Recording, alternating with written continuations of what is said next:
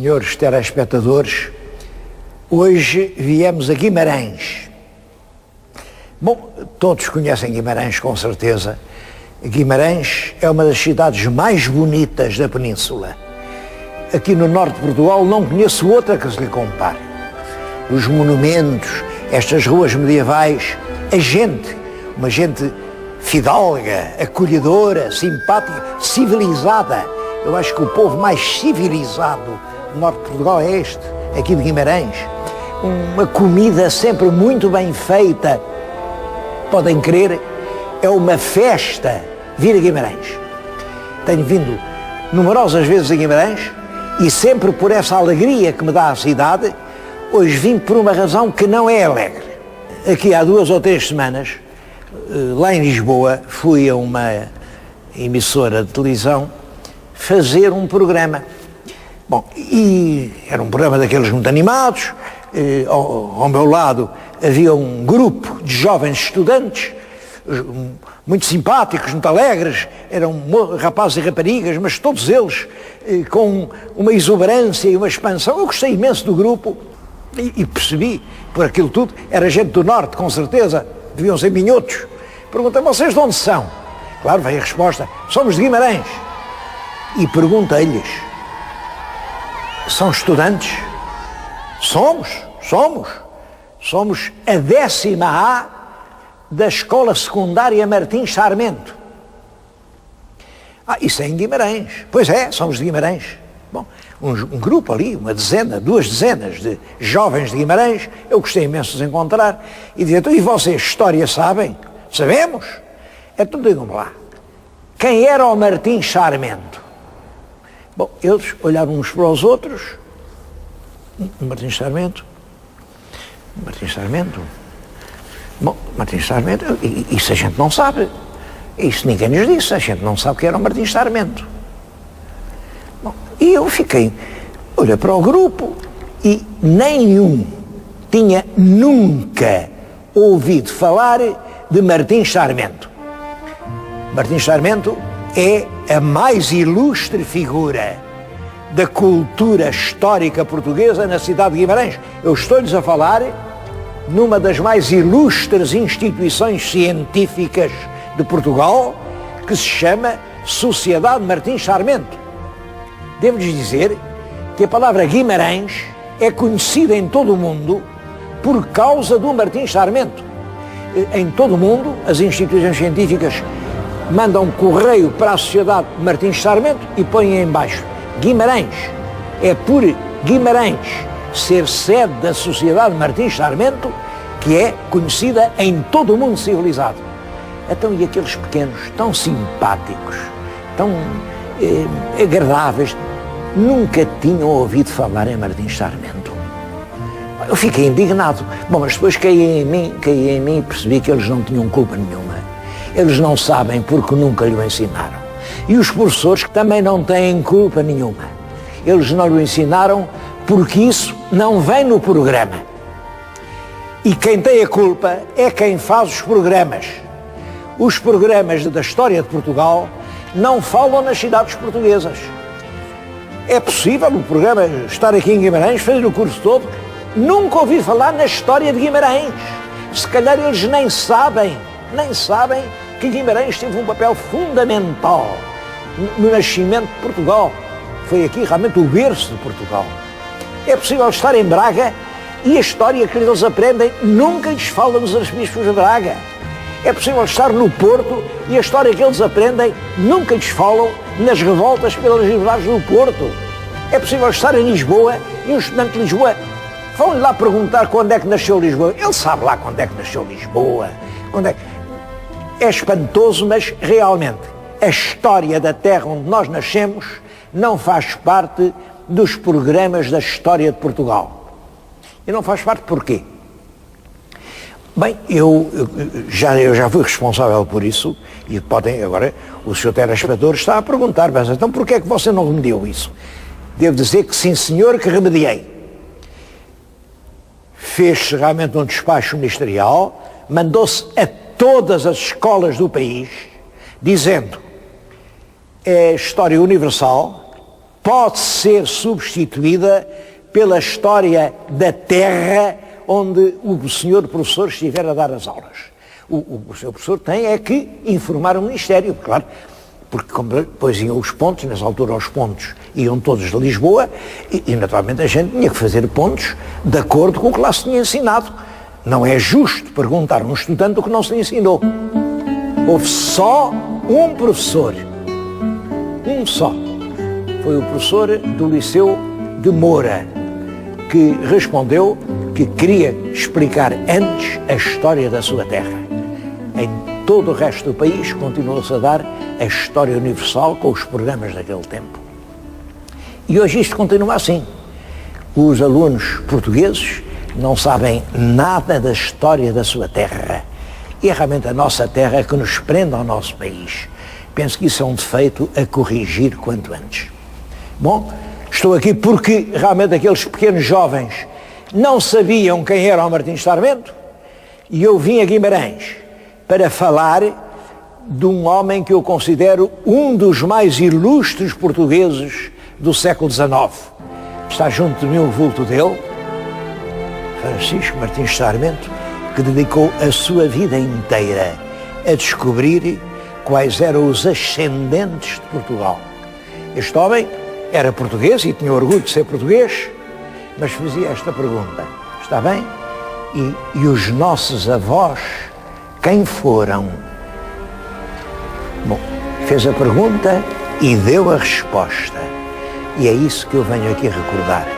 Venho recordar a história desse extraordinário vulto da cultura portuguesa do século passado, que se chamou Francisco de Martins Sarmento.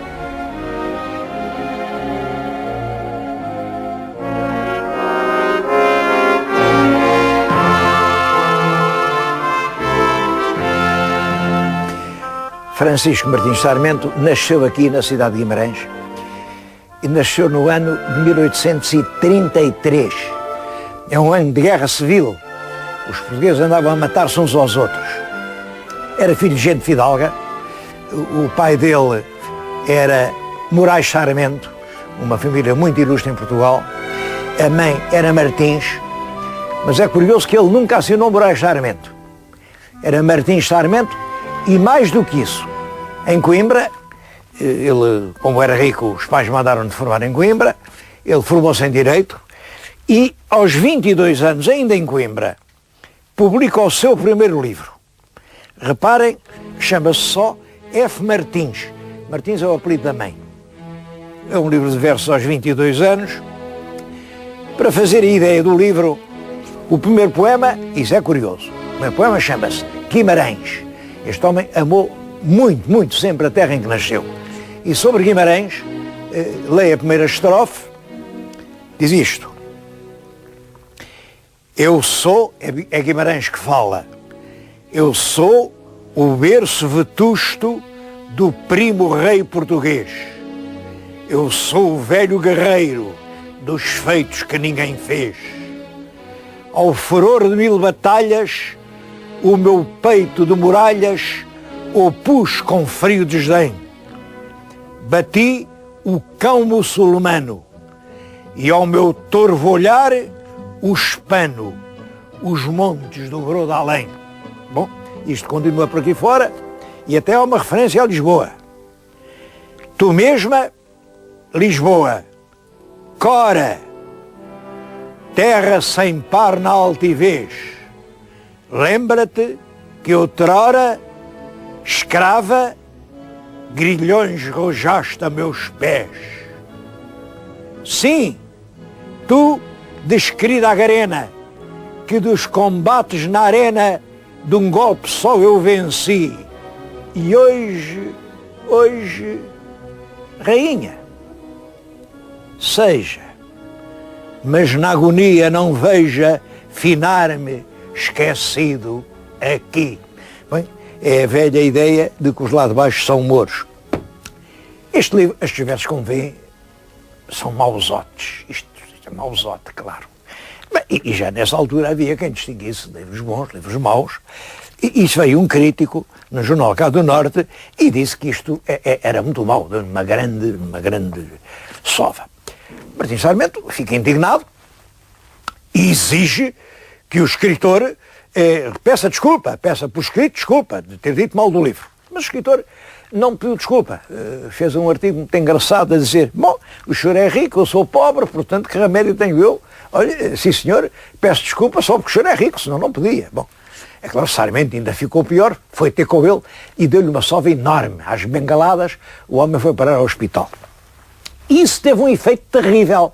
É que os jornais começaram todos a dizer mal de Martins Sarmento. Então bater no jornalista, agredir o sagrado representante da imprensa, da opinião do povo, a liberdade da opinião. Toda a gente disse mal de Martins Sarmento.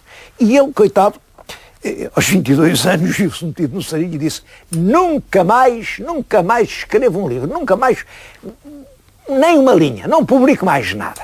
Bom, mas é claro que não pôde fazer isso. Ele voltou a escrever, ele veio aqui viver, aqui para muito perto de Guimarães, aqui para uma terra chamada Briteiros, que vai ser uma terra célebre.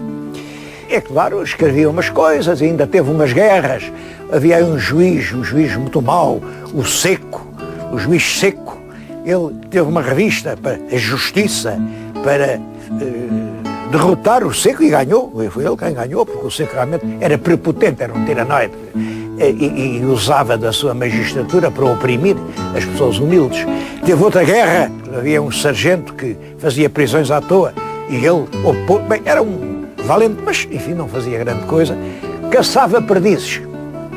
Saía da sua casa com uma grande espingarda ao ombro, e ia às perdizes. Bom, e atravessava os montes. Havia diante da casa dele um grande monte, o Monte São Romão, e ele ia e dava assim uns pontapés de umas pedras, e às vezes eram umas pedras esquisitas, umas pedras que parece que já alguém... E ele começa a ver aqueles muros, havia ali muito muro, não eram muros como os outros. Havia uns muros, aquilo não eram muros, eram redondos. Bom, ele, com curiosidade, manda os seus trabalhadores escavar aquilo e começam a surgir-lhe casas, habitações, ruas, vestígios de uma cidade de há muitos anos. Bom, e é assim que ele, a partir dessa altura, dedica toda a sua vida a fazer surgir outra vez a grande cidade, ele é que pôs o nome, a Citânia de Briteiros. O Monte São Romão era ocupado por uma grande cidade, que talvez a mais importante de todas as cidades da cultura castreja, há quem chama até a capital da cultura castreja. E ele, durante anos e anos, trabalhando ali sozinho, sem subsídios de ninguém, faz aparecer a cidade dessa cultura castreja. Bom, ora, era a cultura que havia aqui há 3.000 anos. É isso que torna Martins Sarmento uma personagem extraordinária. Nas ruínas da cidade morta iam aparecendo os vestígios da vida daquela gente. Bom, primeiro, muitos bocados de barro, de vasilhas, os pratos em que comiam, as escudelas, os vasos onde fabricavam a comida, depois as próprias mós com que eles faziam o pão. Há uma coisa muito curiosa, eram pedras que já tinham o nome dos moradores. Isso é engraçado. Cada gente começava a aprender a escrever. Isso, claro, eram os romanos que lhe ensinavam. Os romanos chegaram aqui, mas eles ainda escreviam assim muito mal, aprenderam mal. Bom, mas depois, numas zonas mais profundas, começam a aparecer tesouros. Estão aqui junto de nós, tudo isto são peças de ouro com que, naturalmente, os reis e as rainhas se enfeitavam. Há aqui arrecadas que com certeza eram de alguma princesa, os torques, é ouro puro. Bom, mas isto tem uma técnica, uma forma de decoração original. E aí começa Martins Sarmento a pensar, mas de onde é que vem esta civilização? No tempo dele dizia-se, bom, o que é antes dos romanos vem dos celtas. Os celtas são um povo que veio do centro da Europa, que irradiou para aqui, irradiou para muitos outros pontos, irradiou para Atenas. Bom, Mas isto não é céltico, não há dúvida nenhuma, isto não é céltico. Então, que será? Uma outra hipótese, isto eram iberos. Bom, e Martins Sarmento coloca o grande problema da sua vida. Afinal, os lusitanos eram descendentes, os lusitanos são os ascendentes dos portugueses, não há dúvida nenhuma. Agora, e os lusitanos eram descendentes de quem? É esse problema que Martins Sarmento dedica toda a sua vida e toda a sua obra, e os problemas que ele colocou ainda hoje estão sem solução. Ele dizia, e eu creio que com toda a razão, que há nisto influências de povos do Oriente, povos que vinham lá do Próximo Oriente e que, por alguma razão, tocaram aqui. Os livros de Martins Sarmento não obtiveram, enfim, uma projeção mundial porque eram escritos em português, mas penso que eles contêm algumas das propostas mais inovadoras e mais valiosas para a compreensão desse grande movimento de povos que há nos séculos que precederam a invasão romana. Estas são joias de um valor inapreciável, é que lá estão depositadas em boa segurança num banco, e eu devo à Sociedade Martins Sarmento ter-me permitido mostrá-las. Tudo isto foi o Martins Sarmento que encontrou, e tudo isto ele deu a esta sociedade, depois se criou com o nome dele.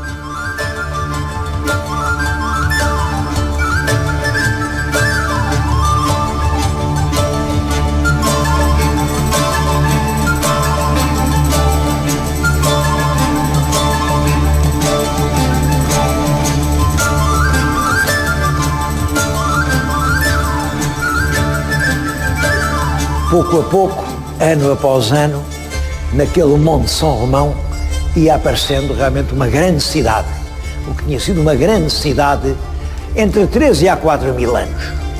Uma grande cidade totalmente desconhecida.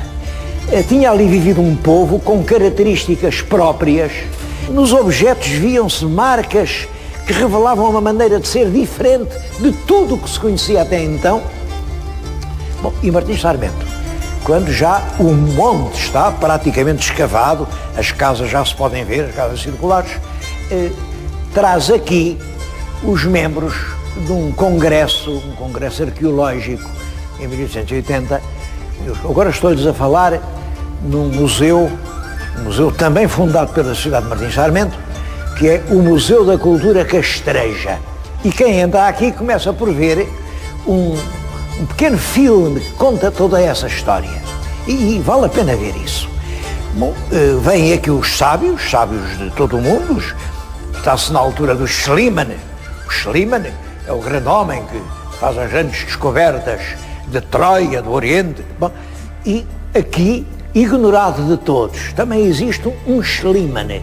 Um Schliemann que, revolvendo aqui as terras das serranias do sul do Minho, encontra uma grande cidade que tem uma cultura que nem é grega, nem é romana, nem é celta, nem é ibérica, uma cidade diferente de todas as outras. Bom, em 1880 há um congresso arqueológico em Lisboa, vieram até cá acima, ele trouxe-os, vieram visitar isto e ficaram todos absolutamente assombrados com o que tinham visto. Bom, nessa altura o próprio governo da França dá ao nosso Martins Sarmento uma condecoração muito ilustre, dá-lhe nem mais nem menos que a Legião d'Honneur, a Legião de Honra. Poucos portugueses a tinham. Bom, e ainda, aí dá-se uma coisa curiosa. Os portugueses, que até então achavam que aquilo de andar, havia escavações, era uma mania lá de um tipo qualquer, isto até ao ponto de que tinham pedido ao chefe do governo, que era o Duque d'Ávila, uma condecoração de Santiago, para o Martins Sarmento, e o Duque d'Ávila tinha dito isto. Mas condecoração porquê? Então porquê? Eu vou condecorar um tipo que anda a fazer buracos. O Duque d'Ávila não sabia o que eram esses buracos. É evidente que não sabia. Todavia, devo dizer que o Duque d'Ávila era um homem, como político, a quem o país deve grandes serviços. Mas quando lhe falaram na condecoração, disse, o quê? Uma condecoração só para andar a fazer buracos? Nem pensar nisso.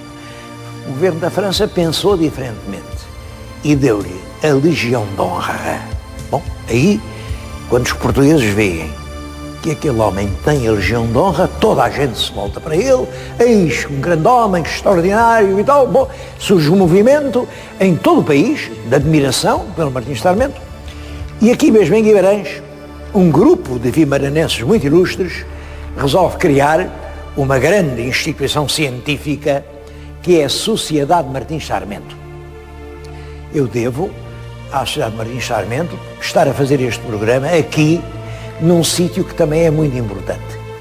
Estou-lhes a falar na própria casa onde o Martins Sarmento viveu durante muitos anos. Isto era um solar de família, aqui em Briteiros, este lugar é a terra de Briteiros, em frente avista-se um grande monte, era o tal Monte de São Romão, era daqui de Briteiros que ele saía, ia monte acima, bom, e aqui na casa que foi dele, instalou-se agora um museu, chama-se Museu da Cultura Castreja. Este museu abriu há pouco tempo, abriu já este ano, em janeiro deste ano. Portanto, ainda não é um museu conhecido dos portugueses, é um museu que está ainda, aliás, no seu início. Estou-lhes a falar diante de um dos mais famosos monumentos da Citânia de Briteiros. Aquela pedra era a fachada de um edifício que os arqueólogos de hoje pensam que era um balneário já com água quente, com salas de repouso e onde as pessoas entrariam por aquela entrada. Bom, é uma pedra que está cheia de decorações, toda ela, por isso chamam-lhe a pedra formosa, e é o mais importante, pelo menos o mais vistoso de todos os monumentos encontrados nas escavações ali da Citânia de Briteiros. Este monumento, este museu, isto fica a poucos quilómetros de Guimarães e também a poucos quilómetros de Braga, destina-se a revelar exatamente isto que eu lhes disse, a importância e a originalidade da cultura castreja. Bom, e o que nós devemos a Martins Sarmento é apenas isto. Esta cultura, aqui, no noroeste peninsular, que abrange todo este norte do país, e a Galiza, esta região, é uma cultura original. É uma cultura que depois foi tocada pelos romanos. Claro, os romanos ocuparam isto e puseram a sua marca, mas existia antes dos romanos. Também tem influências dos celtas, mas existia antes dos celtas. De onde é que isto vem? É uma cultura original. Bom, e esta é que é a primeira fonte onde nasce Portugal. O nosso mais antigo ascendente é este povo. Olhem, o povo que construiu aquele balneário, o povo que tinha o seu principal centro naquela cidade que Martins Sarmento revelou e que ainda hoje é considerado o mais importante monumento da cultura castreja em todo o noroeste peninsular.